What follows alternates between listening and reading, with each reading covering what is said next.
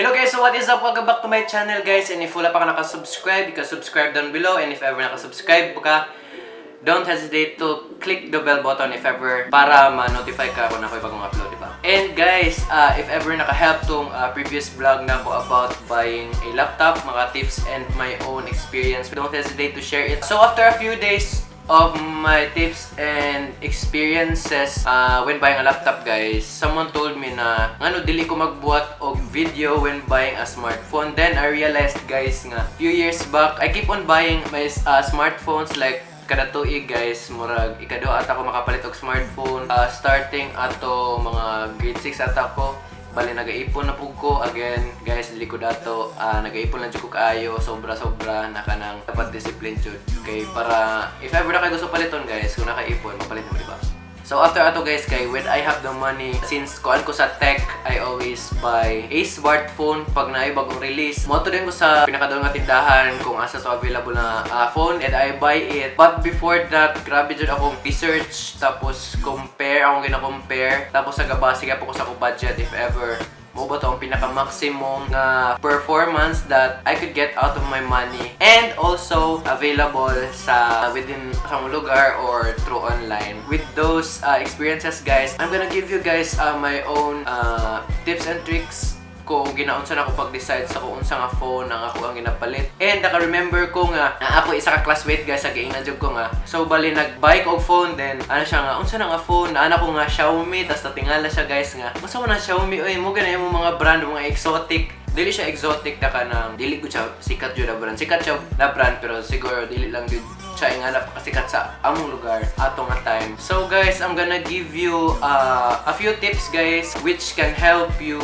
decide on buying your own smartphone. So my very first tip buying a smartphone kay always have a budget in mind. Always find the best phone sa imong budget. So example na sad again is example na sad nato ang 15,000, example 15,000. You're gonna find an array of smartphones na 15,000. Same lang jud siya sa when buying a laptop guys. Bali ang kana nga principle gid guys kay applicable siya sa tanan gadgets or tanan na mga mapalit nimo. Basta when you have your budget, always maximize good guys. When buying something na dapat if ever na kay paliton, dapat you can get the best out of your money. Kay if ever dili nimo ko ang best out of your money, so bali masayang imong kwarta, magmahay ka, and at the end of the day imo ra ibaligya imong phone kay nagiget ka, di ba?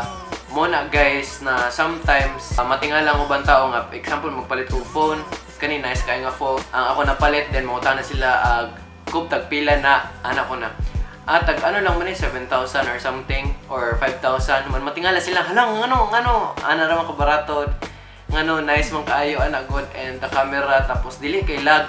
So mo to ang pinakauna nga tip guys, always maximize your budget.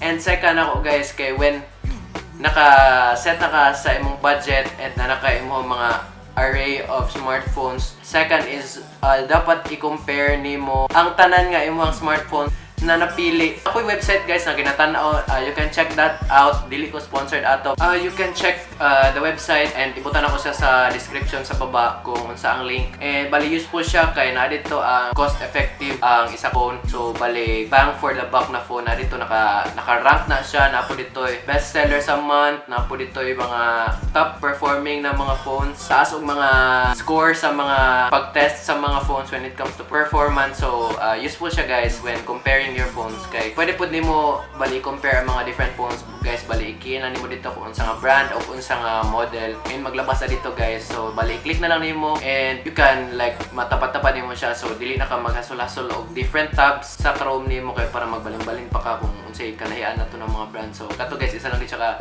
Windows. Super useful siya. Nakatabang to sa kuha. I hope makatabang to sa inyo ha. So guys, always good guys. Akong third tip, dapat yun when buying a phone, buying a laptop, buying a TV, buying your shoes, everything, always do your research, dili magsalig always sa mga sales people kay sometimes kay scripted gihapon, like akong giingon sa atong laptop nga tips nako ang uban kay wala sila kabalo sa ilang mga ginapang-ingon, scripted lang kaayo, and ang uban kay ang importante sila ha kay dili para ma-answer ang needs o ang wants sa isa ka customer but para mahalin jud ang ilahang mga product. So dili man sila tanan guys, nalang jud uban gud guys. So always do your research guys. Daghan jud mga articles na magamit nimo sa Google guys. You can research, you can search for a review bago ka mag-buy. Tapos always look for pros and cons sa isa ka model. Kay dili man siguro tanan tanan phone kay naa dito tanan. Namo gini mga cons like sa software ang cons or sa hardware or basic sa battery or something. And dili man siguro ingana jud kabugat ang mag-research guys no. Kay para lang po na sa inyo guys nga para ma-aware mo di ba when before going to the mall. Always do your research guys. Libre lang na tanan ng mga facts and other materials na maka-help sa inyo decide na lang sa Google guys. Search lang kay wala na bayad. So guys, next tip is if ever nga wala ka kabalo kung na unsay naa sa atong phone guys or first impression or mga included sa box, try to search sa YouTube for unboxing and first impression or mga reviews guys para kabalo ko guys kung unsang nasulod sa ingana nga box, kung na ba siya cord, na ba siya earphones na included sa box. Kanang mga unboxing o first experience sa YouTube guys makatabang na sa inyo kay kana sila guys na try na nilang phone if ever nga naay mga something or naay mga mali or mga downsides ang phone guys, makita na ninyo before mo mag-buy kay basi og mag-buy na mo then da pa ninyo ma-realize good na naay daot or naay kulang or naay uban nga naa sa specs niya kay dili gyud ingana pag magamit ani mo ang phone. Like example na uban nga mag-ingon nga ingani ka megapixel ilang camera but then pag abot sa phone kay dili day nga to gyud ka megapixel. So bali if nakabay ka atong akuan tapos dili ka aware kay sayang kay mong kwarta guys, ako mong hinayang sa imo. Then my next tip kay ano lang nako ang camera guys, ako lang siyang i-discuss gamay. So bali ang camera akong ginatanaw sometimes sa when buying na phone kay ang camera gyud kay when it comes to performance sometimes di na gud mo mapansin kung mga kusog na kay mga processor imong mapalit na phones kay bali same lang magamay lang ang mga murag slow good, example slow siya og 0.1 milliseconds so barely noticeable na kana siya. So akong ginabantayan na lang gyud kay ang camera kay basi og tain siya di ba, dako siyang megapixel pero pangit siya quality ana god. So guys lahi na ang megapixel og quality. So bali if taas ang pixel sa isa ka camera bali taas ang resolution. So bali if i-zoom na nimo siya maayo dili siya nga naka-pixelated pag super zoom good gani. So if ever na kay taas nga megapixel nga camera pag ibutang nimo siya sa dako nga monitor so bali dili siya nga naka-pixelated tanawon. If gamay o megapixels ang isa ka camera pag ibutang nimo sa dako nga monitor maklaro gid mo guys nga low quality kay siya but then dili pasabot gani guys nga taas og megapixel meaning nindot ang ihang quality ta phone. So lahi-lahi lang sila nga quality guys and ako napansin jud kay nice ang quality sa iPhone pero dili taas iyang megapixel meaning nice ang quality sa iPhone tapos pag imo siya ibutang sa dako nga screen kay mapixelated siya kay tungod not all pero last na ko na remember kay murag 12 megapixel lang ang iPhone pero nice kay quality guys, mura siya og DSLR good or naka color grade na siya mga pictures or videos. But ato lang gani guys ang downside kay gamay ang megapixel meaning pixelated siya pag i-stretch siya og dako nga resolution nga monitor. But then sa ubang phones example sa Android patag asay nag megapixel karon guys ang uban mga kuan mabot nag 48 megapixel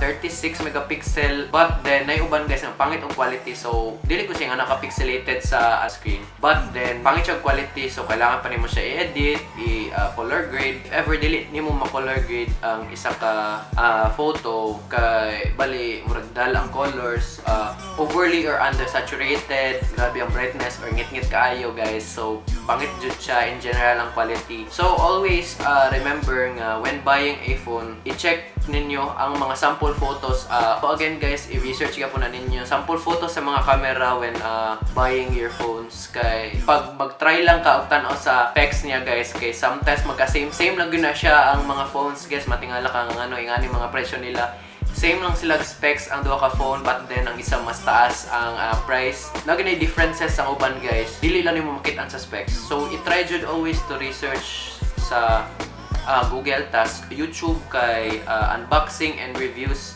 So ang ako experience ana guys kay pag moto ko sa katindahan man buying a phone dili na ko anang mag-inquire kung unsa na nga phone tapos unsa compared sa other. I do my research daan diri sa dorm or sa balay or kung asa man ko. Kay para pag-abot ako dito guys, sure na ko kung unsa ang ako ang palito if ever na sila mga flowery words kay kabalo ko na sure na jud ko ato if done my research. Nakita na nako na uban mga phones ninyo ana good. Tapos ako na siyang na-compare and it turned out na mas nice tong ako ang pilion karon ana good.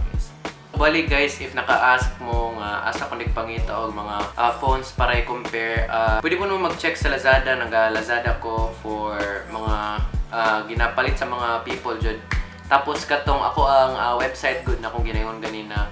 You can check that out para mag-search mo og mga phones para example sa specific price range. You can search it na mga filters guys if sa mga ranges sa budget na imong gusto lang makita dito. And makita po na ninyo guys na nasa yung mga ratings good kung unsa ka nice ang phone. So example 9.4/10 ana or 8. So with that na makita nimo dayon bisan at first glance pala makita nimo nga kani nice ni siya in general. Pero naiuban na gamay siya og ratings pero mulabang siya sa example sa camera pero gamay siya og battery ana. Some of you might ask, what about the features like Wi-Fi capabilities na kung saan niya kuan ma-detect ni sa Wi-Fi or ihang Bluetooth or dual SIM capabilities. Guys, kana gina-consider pud gyapon na nako siya. Pero apila na siya sa guys sa compare og sa optimize for your budget. So guys, those were some simple tips lang gid guys, and if ever na mo yung mga questions guys, you can comment it down below and I'll try to answer them with the best of my abilities and capabilities and knowledge na akong na-possess when buying na phone guys. So maybe if wala na ako na-cover tanan, you have any inquiries or na po nagakuan sa inyo una guys, you can comment down below or PM me with my social media account sa baba so that I can help you if ever. And that is it guys for this tips and experience na ko guys. Simple tips lang guys pero makatabang dyan ng mga simple tips guys, like naka-anchor ang greater tips from basic tips guys. So para mo ka sa advance, malamang makabulis ka sa basic, di ba? Mga simple lang kayo na siya guys, but dako na siyang factor when choosing the things that you buy. Example sa mga electronics, laptop, smartphone, TV. Guys, ang ko lang gusto ipaabot sa inyo guys kay ang Google libre lang na, dili na siya yung anak kadugay gyud mula ba sa mga results ka ng mga unboxing sa inyo na pang YouTube lang natin guys. All you need to do is try guys, dili walang mawawala sa inyo guys kung mag-try lang kayo ng search ha. So guys, that is it for this tips and experience guys. So don't forget to like, share, and subscribe to my channel, and if ever na give me mga pangutana guys, don't hesitate to comment down below or PM me if ever na may mga questions or patabang mo sa mga tips and other things. Open kay ko na guys. And guys, and that is it guys. I hope to see you guys on my next video guys. So bye!